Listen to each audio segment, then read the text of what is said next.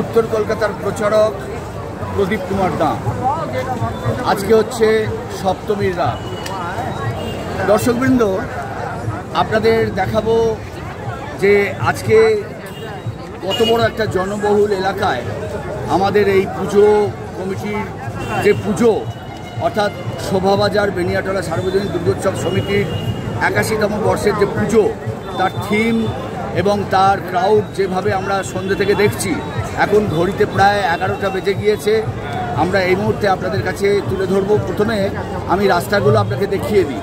আপনারা যারা পরবর্তী সময় আসবেন, এই হচ্ছে যে রাস্তাটা আপনারা দেখতে পাচ্ছেন, এটা হচ্ছে বিকে পাল অ্যাভিনিউ। অর্থাৎ আপনারা যদি এই রাস্তা দিয়ে সোজা চলে যান বা আসেন, অর্থাৎ এটা হচ্ছে পাতাল রেল শোভাবাজার মেট্রো স্টেশনের রাস্তা। এবার ঠিক দেখুন তার উল্টো দিকে। এবার আসুন ক্যামেরা পার্সনকে উল্টো দিকে দেখাই। এই রাস্তাটাও বিকে পাল অ্যাভিনিউ।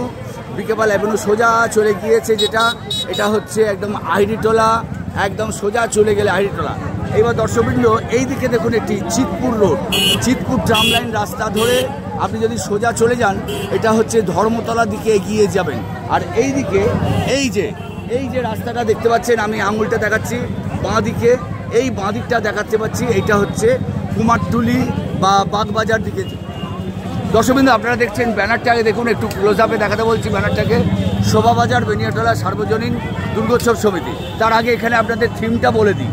থিমটা হচ্ছে যে আপনারা জানেন যে আমরা 2024-এ যে অনুষ্ঠানটা, মানে আমরা আপনাদের সামনে যে মণ্ডপ তুলে ধরেছিলাম, সেটা হচ্ছে আমাদের যাত্রা শিল্পর সমস্ত আমরা তুলে ধরেছিলাম।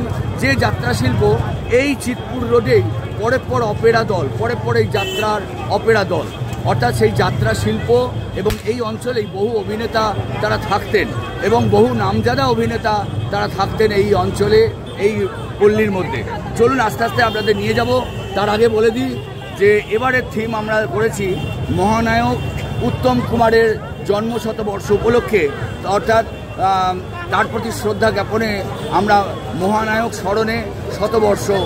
আপনারা জানেন যে এইখান থেকে কয়েক পা এগিয়ে গেলেই ওইখানে বিকে পাল পার্ক, আর বিকে পাল পার্কের ঠিক উল্টো দিকে যে আমাদের পুরাতন আহিরিটোলা মুখটা রয়েছে, সেখানে একটি উত্তম কুমারের মর্মর মূর্তি রয়েছে, যেখানে উত্তম কুমার স্ট্যাচু রয়েছে, দাঁড়িয়ে থাকা একটা স্ট্যাচু। এবং তার পাশেই মহানায়কের মামার বাড়ি, যে মামার বাড়িতে ওনার জন্ম, অর্থাৎ এই অঞ্চলেই মহানায়কের জন্মস্থান। আর তার সঙ্গে আরেকটা কথা বলে দিই, এই অঞ্চল দিয়ে যদি সোজা চলে যান, এই অঞ্চলে কিন্তু মিঠুন চক্রবর্তীর বাড়ি। আর আমাদের এই অঞ্চলে বহু বিশিষ্ট উত্তর কলকাতার একটা স্বনামধন্য জায়গা, এটা হচ্ছে বেনিয়াটলা, অর্থাৎ বণিকরা, অর্থাৎ বন্ধবণিক যারা, তাদের এখানে একসময় পুরোপুরি বাসস্থান ছিল। এখন অনেকেই হয়তো এখান ছেড়ে অনেক জায়গায় চলে গিয়েছেন। তাই এটা হচ্ছে নাম শোভাবাজার বেনিয়াটলা, সুতানুটি হাটকোলা শোভাবাজার বেনিয়াটলা। চলুন এবার আপনাদের নিয়ে যাব মণ্ডপের দিকে, এগিয়ে নিয়ে যাব।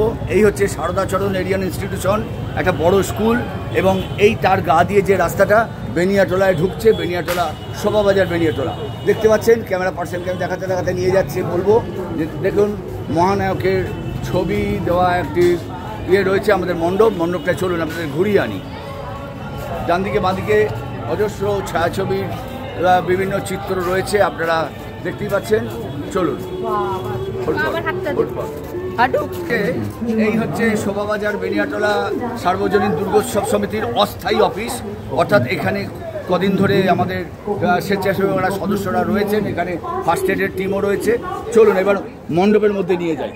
বলতে শুনতেই পাচ্ছেন মহানায়কের কণ্ঠে লিপে তার যে সমস্ত ছায়াছবি তিনি করেছেন, সেই সমস্ত ছায়াছবি গানের ভয়েস আপনারা শুনতে পাচ্ছেন। চলুন ভেতরে নিয়ে যাই। ওপরটা দেখাও। চলো বলো।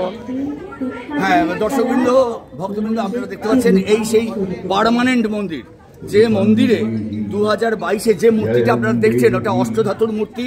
এবং অষ্টধাতুর মূর্তি হচ্ছে 1 টন, অর্থাৎ 1000 কেজি ওজনের। এই অষ্টধাতুর মূর্তিকে আনতে আমাদের ক্রেনে করে মাকে নিয়ে আসতে হয়েছে। এত ভারী ক্রেনে করে মাকে, আপনারা দর্শন করুন ভালো করে, মাকে নিয়ে আসতে গেলে আমাদের ক্রেনে করে মাকে নিয়ে আসতে হয়েছে, অর্থাৎ 1000 কেজি 1 টন ওজনের। চলুন এদিক দিয়ে নিয়ে। এই যে যাবো এই যে ছবিটা দেখছেন এইটাই হচ্ছে আমাদের এইখান থেকে কয়েক পা দূরেই এই বাড়িতেই মহানায়কের জন্ম। এটা হচ্ছে মহানায়কের মামার বাড়ি, এই বাড়িতেই জন্ম, এটা পুরাতন আইটলায় এই বাড়িতেই জন্ম। যদি আপনারা কেউ স্বচক্ষে দেখতে চান এখান দিয়ে খানিকটা এগিয়ে গেলেই এই বাড়িটা আপনারা দেখতে পাবেন। চলুন এবার এই রাস্তা দেখাই।